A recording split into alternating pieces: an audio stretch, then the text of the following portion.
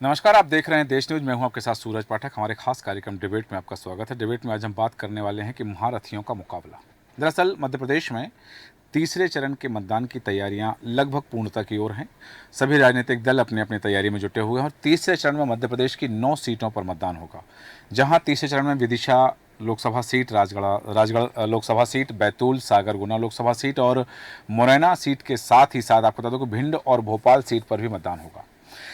तीसरे चरण के मतदान में मध्य प्रदेश के 2 पूर्व मुख्यमंत्री और 1 केंद्रीय मंत्री की साख दांव पर लगी हुई है, जहां राजगढ़ में रोडमल नागर और दिग्विजय सिंह के बीच मुकाबला है। हालांकि दिग्विजय सिंह ने यह कहते हुए कि ये मेरा आखिरी चुनाव है, एक इमोशनल कार्ड खेला है। वहीं दूसरी तरफ विदिशा सीट पर शिवराज सिंह चौहान और भानु प्रताप सिंह की टक्कर देखी जा रही है। गुना में ज्योतिरादित्य सिंधिया और राव यादवेंद्र का मुकाबला देखने में आ रहा है। गुना में भारतीय जनता पार्टी ने केपी यादव का टिकट काटकर ज्योतिरादित्य सिंधिया को टिकट दिया है। आपको बताना चाहेंगे, गुना सीट सिंधिया के प्रभाव वाली सीट मानी जाती है। हालांकि इस सीट से महल का पुराना रिश्ता रहा है। साथ ही 2019 के चुनाव में जरूर परिणाम में फेरबदल हुआ था, लेकिन ये सीट पर माना जाता है कि सिंधिया का प्रभाव है। मुरैना से शिवमंगल सिंह और सत्यपाल सिंह का मुकाबला है। सत्यपाल के भाई विधायक हैं, भाभी उनकी मेयर हैं। मुरैना में दोनों ठाकुर प्रत्याशी के बीच टक्कर है, तो यहाँ पर हो सकता है कि जो ब्राह्मण मतदाता हैं और दलित मतदाता हैं वो निर्णायक भूमिका में हो सकते हैं। भिंड में संध्या राय और फूल सिंह बरिया के बीच में मुकाबला होने वाला है। सागर में लता बानखेड़े और गुड्डू राजा बुंदेला के बीच मुकाबला है। 8 माह में प्रधानमंत्री नरेंद्र मोदी के 3 दौरे हो चुके हैं सागर में। हालांकि 1996 से ये सीट भारतीय जनता पार्टी के पास है। ग्वालियर में भाजपा ने विवेक शेजलवरकर का टिकट काट करके भारत सिंह कुशवाहा को मैदान में उतारा। वहीं प्रवीण पाठक से उनका मुकाबला है। यदि हम देखें, हालांकि दोनों प्रत्याशी पहले चुनाव हार चुके हैं विधानसभा का। बैतूल में दुर्गादास उइके और रामू टेकाम का मुकाबला है। भोपाल में सांसद प्रज्ञा सिंह का टिकट काट करके आलोक शर्मा को टिकट दिया है बीजेपी ने, और उनके सामने अरुण श्रीवास्तव ताल ठोके खड़े हैं। किसकी क्या तैयारी है और इन सीटों पर क्या सियासी समीकरण है, तमाम विषयों पर हम चर्चा करेंगे। चर्चा में खास मेहमान हमारे साथ हैं, आपका परिचय कराते हैं। हमारे साथ हैं भारतीय जनता पार्टी की प्रवक्ता प्रियंका दुबे जी। प्रियंका दुबे जी, बहुत स्वागत है आपका देश न्यूज में। साथ ही हमारे साथ है कांग्रेस प्रवक्ता हिमानी सिंह जी। हिमानी सिंह जी, आपका स्वागत करते हैं। और राजनीतिक विश्लेषक डॉक्टर आर के शुक्ला जी हमारे साथ हैं। डॉक्टर आर के शुक्ला जी, आपका स्वागत है। सबसे पहले आना चाहूँगा प्रियंका दुबे जी आपके पास। 9 सीटों पर, हालांकि 8 सीटों पर था, लेकिन बैतूल की 1 सीट बढ़ जाने से 9 सीटों पर मतदान होना है 7 मई को तीसरे चरण का। तीसरे चरण में किन मुद्दों को लेकर के भारतीय जनता पार्टी जनता के बीच है और क्या तैयारी है? भारतीय जनता पार्टी अपने किए हुए जो वादे थे उनको जो पूरा किया है, जिसमें हमने स्लोगन भी रखा है मोदी जी की गारंटी। हमारा जो संकल्प पत्र है वो उसका नाम भी मोदी जी की गारंटी। जो हमने कहा वो हमने किया। भारतीय जनता पार्टी शुरू से ही जिन अपने वादों को लेकर के चली थी, जिसमें हमारा हमेशा ध्येय वाक्य हुआ करता था राम जन्मभूमि का विषय, जिसको लेकर के हमने शुरू से उसको लेकर के तटस्थता दिखाई है। भारतीय जनता पार्टी उसको लेकर के सदैव मैदान में रही है। आज वो पूर्ण हो चुका है। एक दूसरा हमारा विषय हमेशा रहा करता था आर्टिकल 370, जिसमें हम हमेशा एक स्लोगन देते आए थे कि जहां बलिदान हुए मुखर्जी, वह कश्मीर हमारा है, वह सारा का सारा है। ये जो चीजें, क्षमा चाहूंगा आपको रोक रहा हूँ, आपने कहा कि ये जो चीजें हमारी शुरू से रही हैं उनको तो पूरा कर दिया है। अब किन मुद्दों को लेकर उपलब्धियां, सिर्फ उपलब्धियां बता रही हैं जनता को आप?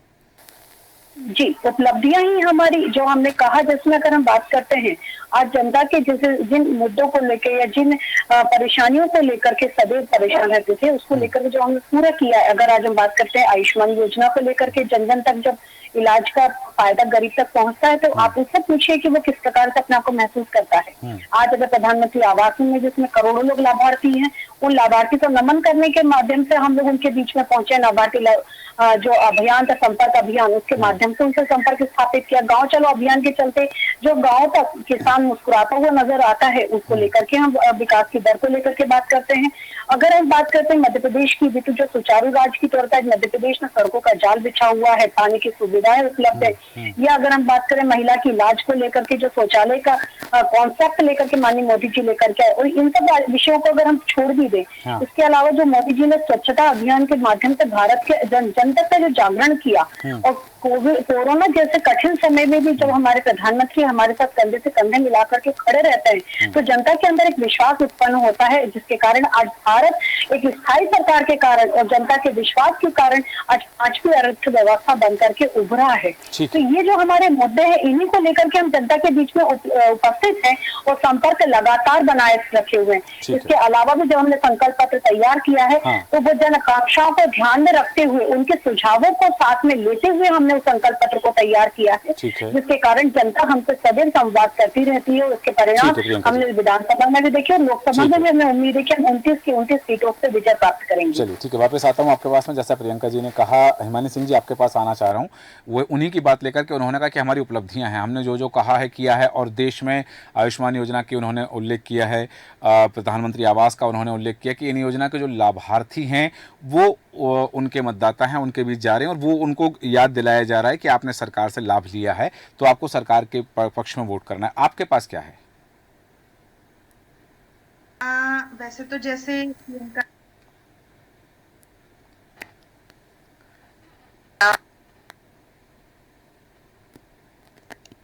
हिमानी सिंह जी, आपने जो हेडफोन लगाया हुआ है संभवतः है वो थोड़ा सा हिला हुआ है तो उसकी आवाज़ नहीं आ रही, उसको निकाल के दोबारा लगा लीजिएगा तो आपकी आवाज़ हम तक पर्याप्त आएगी।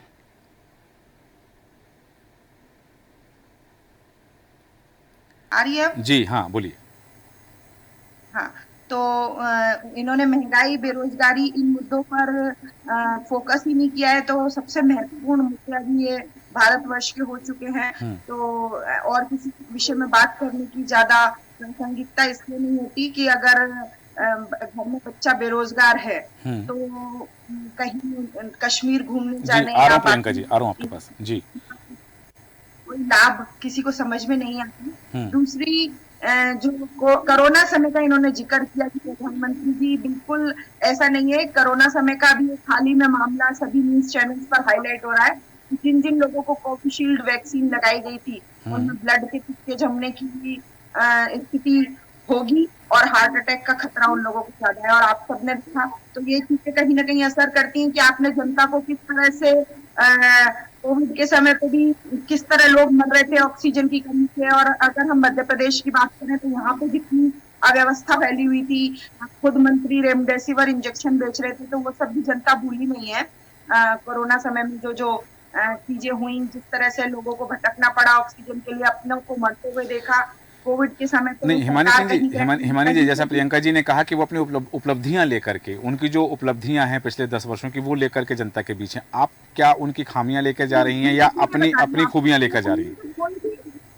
कोई सी भी उनकी उपलब्धि नहीं है। कोरोना समय का उन्होंने जिक्र किया, मैं बता रही हूँ कि कोरोना समय में कहीं से भी सरकार जनता के साथ खड़ी हुई नहीं थी और अब उसके साइड इफेक्ट्स और प्रियंका जी, ठीक है, काम करते करते स्कूल के बच्चे, कॉलेज के बच्चे करते करते सड़क पे चलते चलते मर जाते हैं उस कोविशील्ड वैक्सीन की। चलिए ठीक है, वापस आता हूँ आपके पास में। प्रियंका जी, आप कुछ कहना चाह रही हैं हिमानी जी की बात पर?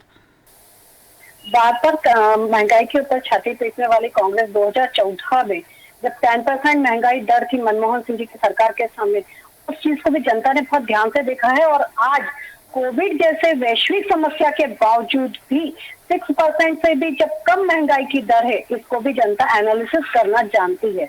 इसके बाद अगर हम बात करते हैं रोजगार की, तो स्टार्टअप के माध्यम से जब करोड़ों लोगों के रोजगार स्व सर्जित किए हैं, आत्मनिर्भर भारत की ओर, और 108 से ज्यादा यूनिकॉर्न्स क्रिएट किए गए हैं, तो ये भी युवाओं के बीच उनका जोश आज दिखाई देता है। इसके बाद आज एक कोविशील्ड जैसी चीज के ऊपर आप लोग राजनीति कर रहे हैं, जिससे मैं नहीं, ये एक्सपर्ट्स कह रहे हैं। और कोई भी एलोपैथिक दवा है, इसकी कुछ ना कुछ साइड इफेक्ट्स निकल के आते हैं। आप किसी भी एलोपैथिक दवा को लेकर के उस चीज को कोई भी गारंटीड नहीं कह सकता कि 100% सिक्योर है। फिर भी अगर आप बात करती हैं तो 1 लाख के ऊपर कोई एक केस ऐसा ही, मैं नहीं कह रही हूँ, ये एक्सपर्ट किराया पढ़ सकते हैं, हर एक चैनल पे भी अवेलेबल है और उनके व्यूज अलग अलग जगह पर दिखाई दे रहे हैं। ठीक है, तो ये चीज निकल के आना, ये हर चीज के लिए होता है। और आज आपकी जानकारी के लिए मैं बता दूं, भारत की जनता, जिसमें करोड़ों की संख्या में अगर हम बात करें, वैक्सीनेशन 1 नहीं 2 टाइम्स और 3 टाइम्स हुआ, दूसरा डोज भी लगाया गया और विदेशों में भी उसको निर्यात किया गया, प्रियंका जी, जैसा आपने निर्यात किया गया। और उसके परसेंटेज में अगर हम बात करें, मृत्यु दर अगर आप देखेंगे तो पॉइंट्स में कम चली जाएगी। हाँ। और आप उसको लेकर के अगर मुद्दा बनाते हैं तो ये बहुत ही निम्न स्तर की राजनीति हो जाती है। चलिए ठीक है, ये इसके बाद में अगर बात करते हैं हाँ। नारी सम्मान की, तो नारी वंदन अधिनियम को लेकर के जब जी, हम जनता आ रहा के हूं, बीच हिमानी में जी, जाते जी। हैं तो लोग उसको भी समझते हैं कि हाँ। किस नारी होने के बावजूद भी हाँ। आप लोग के समय पे तंदूर में बहनें भूंजी जाती थी और उन्हें चलिए, न्याय नहीं मिलता ठीक था। है, ठीक तो इन है। सब चीजों को भी जनता ने देखा बिल्कुल है हम और वर्तमान समझ की रही बिल्कुल है। हम वर्तमान की बात करेंगे। हिमानी जी बहुत कम शब्द में अपनी बात रखें, क्योंकि डॉक्टर आर के शुक्ला जी भी हमारे साथ हैं, उनके पास जाना चाहूंगा। जी हिमानी सिंह जी।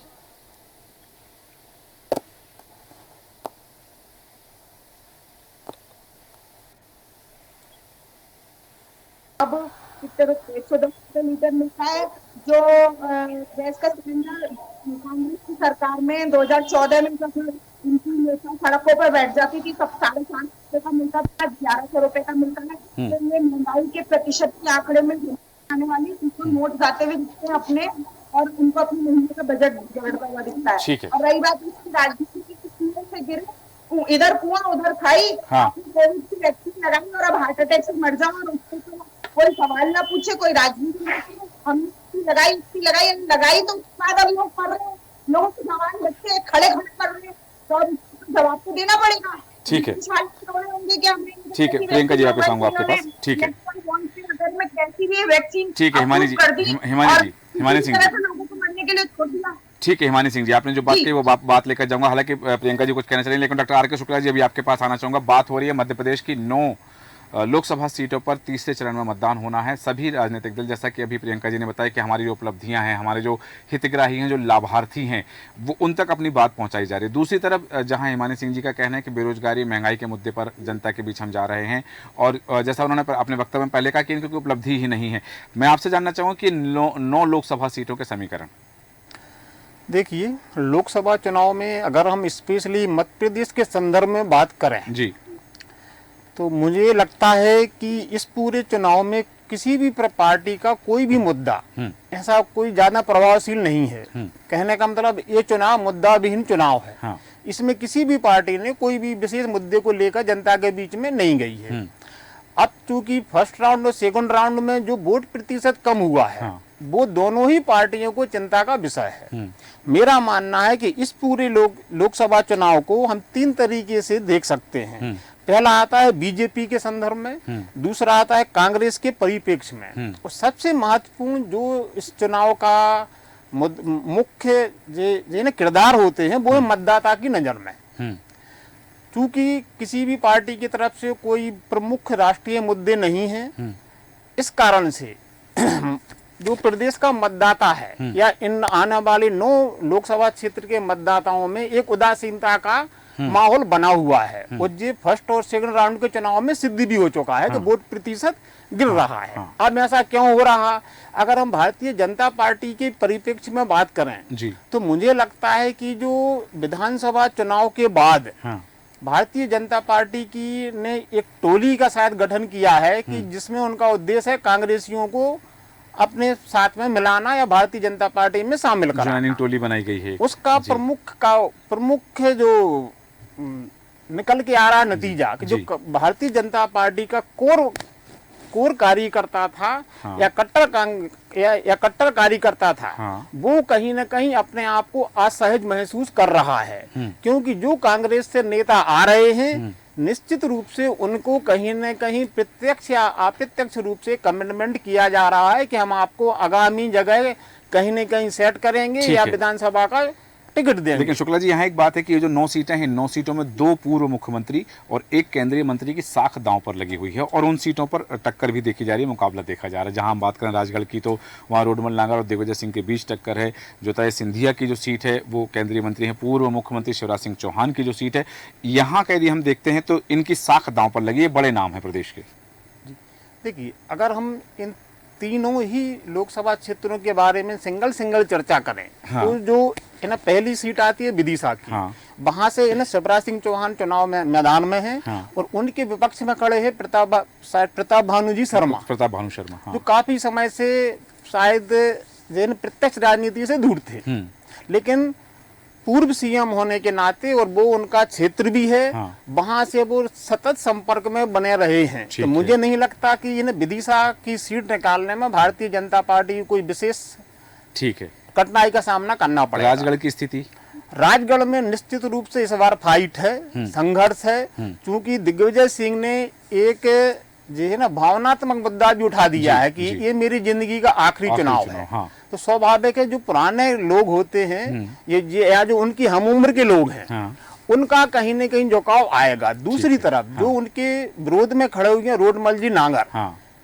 जो मेरे पास जानकारियां आ रही हैं या एक मीडिया क्षेत्र में है कि उनका विरोध है निश्चित रूप से, क्योंकि शायद उन्होंने अपने क्षेत्र में उस स्तर का विकास नहीं किया जो होना चाहिए था पिछले 5-10 साल में। ठीक है, गुना के लिए अपन दृष्टिपात करें, गुना सीट पर गुना की बात करें तो निश्चित रूप से इन्हें सिंधिया जी निकाल ले जाएंगे सीट। यदि अपन बात करें कि जो केपी यादव का टिकट काटा है उससे बीजेपी को कितना नुकसान होने की संभावना? केपी यादव का टिकट काटने का नुकसान एक जातिगत आधार पर हो सकता था, लेकिन उसकी भरपाई करने के लिए भारतीय जनता पार्टी ने अपने जो अभी वर्तमान के सीएम साहब को वहां लगा दिया है, वो उसकी भरपाई करेंगे। आपने देखा होगा जब गृह मंत्री जी आए थे तब उन्होंने इसकी ओर इशारा भी किया है कि हम केपी यादव जी को ध्यान रखेंगे, उन्हें कहीं न कहीं सेट करेंगे। ठीक है। तो एक जाति विशेष का जो वोटर नाराज था वो कहीं न कहीं एडजस्ट हुआ होगा, ऐसा मेरा मानना। बिल्कुल, मतदाताओं को साधने की पूरी कवायद की गई है और इन 3 सीटों पर 3 बड़े नाम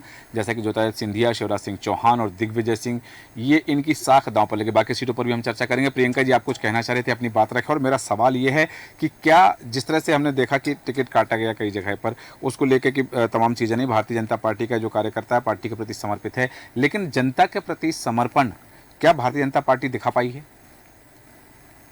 देखिए, भारतीय जनता पार्टी का जो करता है वो सदैव राष्ट्रवाद को लेकर के चलता है। इसके लिए कुछ मुद्दे जो रहते हैं, जिसको आपने कहा कि टिकट कटना या टिकट कम मिलना, ये मुद्दे एक तरीके से शून्य हो जाते हैं जब वो पार्टी के परिप्रेक्ष्य पे बात करता है। और आज नहीं, ये चीज पुरानी चली आ रही है। अगर पार्टी में जब टिकट का वितरण किया जाता है तो वो सर्वे के आधार पर किया जाता है, अचानक से किसी चीज का डिसीजन नहीं होता है। तो किसी के ज्वाइन करने से या किसी के नए आ जाने से भारतीय जनता पार्टी के कार्यकर्ता के मनोबल पे इतना ज्यादा प्रभाव नहीं पड़ता, क्योंकि वो जानता है कि पार्टी की जो स्ट्रक्चर है, ये जो पार्टी की रीति नीति है, उसे कोई और पार्टी का व्यक्ति आकर के आत्मसात करे, इतना सरल नहीं होता है ये किसी के लिए भी।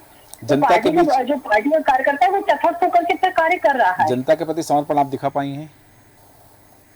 निश्चित तौर पे अगर हम बात करें, जो सामने वाले खेमे में भगदड़ मची पड़ी हुई है, गुटबाजी में अगर देखा जाए तो कमलनाथ जी अपने बेटे को स्थापित करने में लगे रहे, और अगर दिग्विजय सिंह जी जो कह रहे हैं कि अगर उनका आखिरी चुनाव है, तो ये अगर इसी प्रकार का अगर विचार भोपाल में किया होता तो साध्वी प्रज्ञा सिंह जी से नहीं हारते।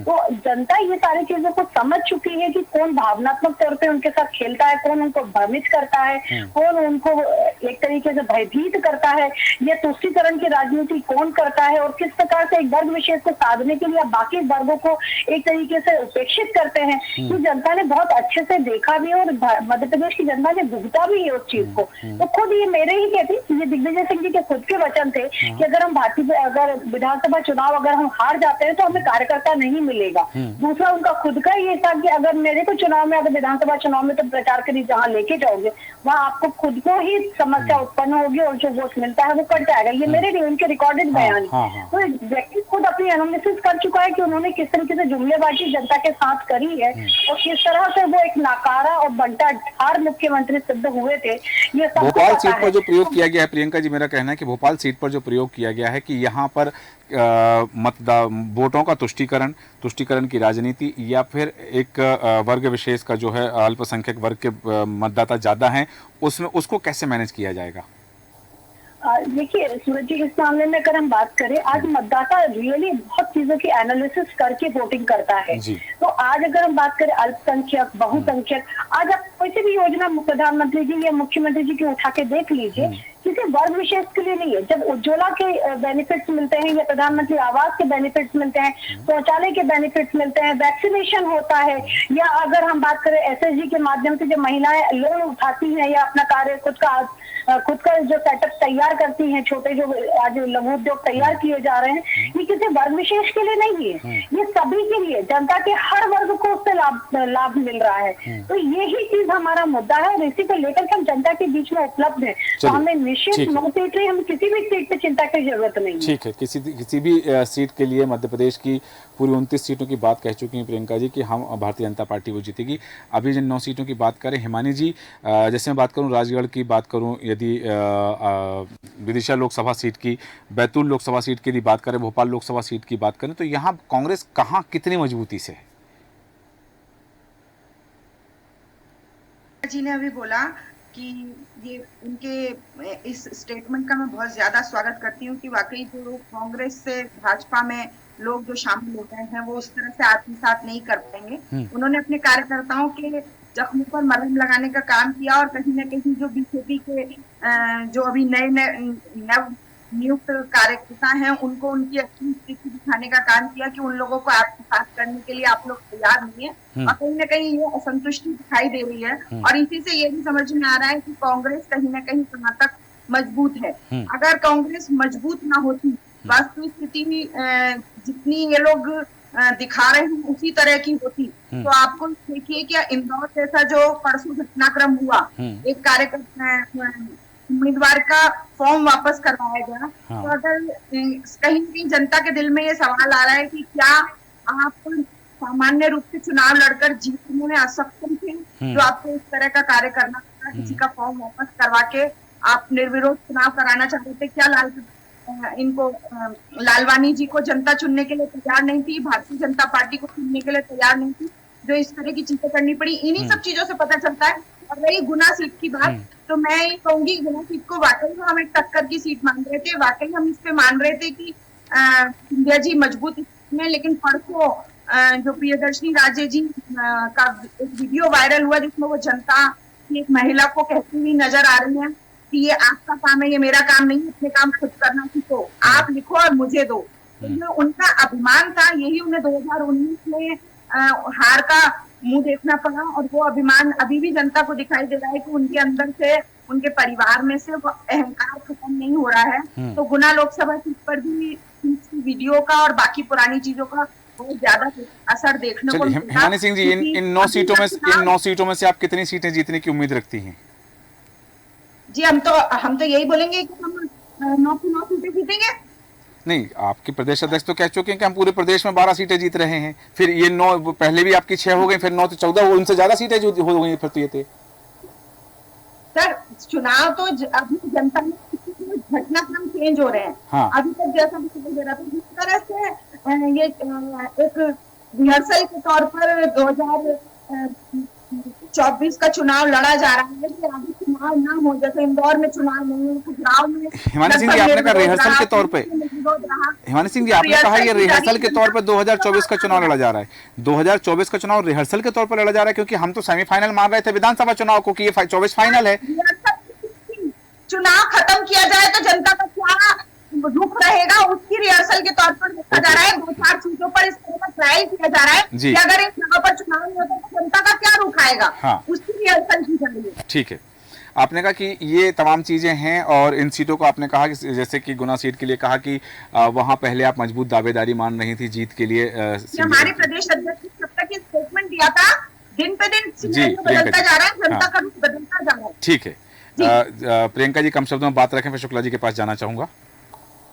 हिमाद्री सिंह जी ने आप जो बात करी प्रियदर्शनी जी का वीडियो देख करके जो आप रेफरेंस दे रही हैं, थोड़ा सा राधिका खेरा जी का जो आज वीडियो वायरल हुआ है जिसमें वो कह रही हैं कि उनके साथ बदसलूकी की गई है और उनके साथ बदतमीजी की गई है। पूर्व में भी प्रियंका चतुर्वेदी जी ने यही कंप्लेंट करते हुए शिवसेना का दामन थाम लिया था। तो थोड़ा सा आप लोग इस पर भी चर्चा करेंगे कि आपकी पार्टी के अंदर जो महिलाओं का अपमान होता है, कभी तंदूर में जो बहनों को गूंज दिया जाता है, उनको न्याय नहीं मिल पाता, तो कांग्रेस अपने इस चरित्र से कब ऊपर उठ पाएगी, कब महिलाओं को सम्मान देना शुरू करेगी और कब आप इस पे अपनी चुप्पी खत्म करेंगी। बहन आप भी एक प्रवक्ता हैं और आज आप ही की प्रवक्ता, राष्ट्रीय प्रवक्ता आंसू बहा रही है, तो थोड़ा सा आप लोगों को इसके ऊपर विचार करना चाहिए, क्योंकि जनता के बीच में ये जब विषय जाते हैं तो ये विषय आम विषय नहीं होते हैं, ये जनता के बीच में नारी सम्मान का विषय है। आज आप भी एक नारी हो, मैं भी एक नारी हूँ और आप भी प्रवक्ता हूँ, मैं भी एक नारी की प्रवक्ता हूँ। उसके साथ में कम से कम राधिका जी के लिए आपको 2 शब्द उनके साथ खड़े होना चाहिए। और कांग्रेस की इस प्रकार की जो नीति है जिसका अपमान किया जा रहा है, किसी से चर्चा करती है, तो ये आपकी पार्टी का जो देश दिखता है कि जनता देखती है कि किसी नारी का आज भी आप लोग लड़ने के लिए, झंडे बैनर लगाने के लिए स्पेशली यूज करते हैं।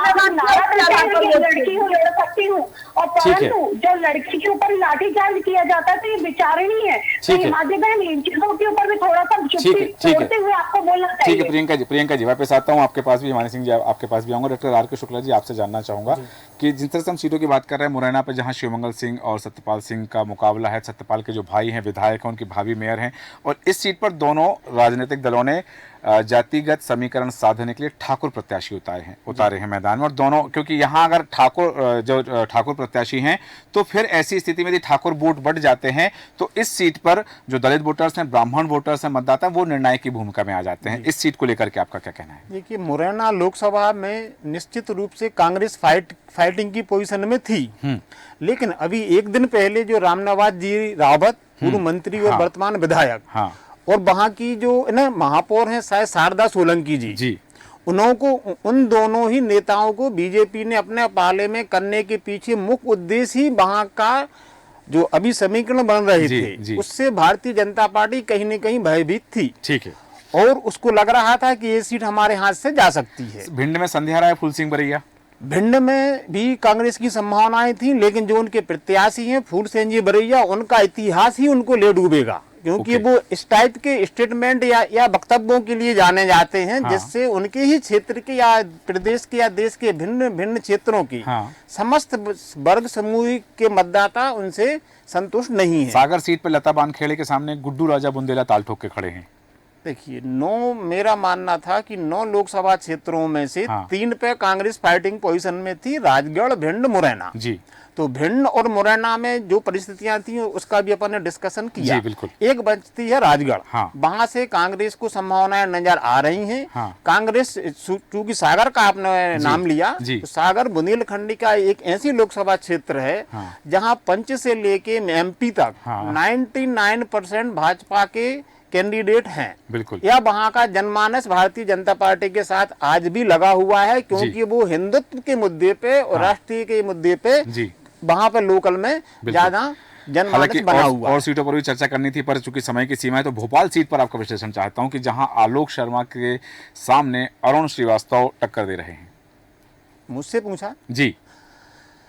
देखिए, जो आलोक शर्मा जी हैं वो लगातार प्रत्यक्ष रूप से राजनीति में सक्रिय रहे हैं, और उनके जो विरोधी हैं उनकी माताजी का निश्चित रूप से प्रभाव है ग्रामीण क्षेत्रों में, भोपाल लोकसभा में। लेकिन मेरे जानकारी में पिछले 5-10 साल से वो परिवार प्रत्यक्ष राजनीति में नहीं है। अब पूर्व राजनीति में जो उनकी माँ का नाम है, शायद जिनको लोग जानते हैं मम्मी जी के नाम से, उनका उन्हें कितना फायदा मिल सकता है, या जो कायस्थ समाज के वोटर हैं वो किस हद तक उनके साथ जाते हैं, उसका प्रभाव पड़ सकता है। अन्यथा जो भारतीय जनता पार्टी का प्रत्याशी है वो कांग्रेस प्रत्याशी के मुकाबले कहीं ज्यादा सशक्त और मजबूत है। बिल्कुल, उनकी सक्रियता जो है वो जनता के बीच कितनी रही है ये जनता तय करेगी और जनता ही इस पर अपना फैसला सुनाएगी। हालांकि बिंदु और जिन पर हम चर्चा कर सकते हैं, पर समय हमें अनुमति नहीं देते, इसलिए चर्चा को विराम देंगे। प्रियंका दुबे जी, हिमानी सिंह जी, डॉक्टर आर के शुक्ला जी, आप सभी का धन्यवाद चर्चा में शामिल होने के लिए। बात जो हो रही है कि मध्य प्रदेश में तीसरे चरण के लिए जब मतदान होगा तो 9 सीटों पर मतदान होना है, और विदिशा, राजगढ़ की बात करें हम, बैतूल, सागर, गुना, ग्वालियर, मुरैना, भोपाल और भिंड सीट पर मतदान होगा। हालांकि इस तीसरे चरण के मतदान में मध्य प्रदेश के 2 पूर्व मंत्री और एक केंद्रीय मंत्री की साख दांव पर लगी हुई है। देखना है कि जनता ने क्या मन बना रखा है, क्योंकि जहां एक तरफ मतदाता का मौन है, वहीं मतदाता की मुखरता भी सामने आ रही है। और मतदाता के मौन का क्या आशय है ये तो 4 जून को पता चलेगा, लेकिन 7 मई को होने वाले मतदान के लिए राजनीतिक दलों की और इन सीटों के प्रत्याशियों की सांसें जरूर ऊपर नीचे हो रही है। देखना है कि जनता क्या फैसला करती है और क्या तय करती है। हमारे आज के खास कार्यक्रम में इतना ही। आप बने रहें देश न्यूज के साथ। नमस्कार।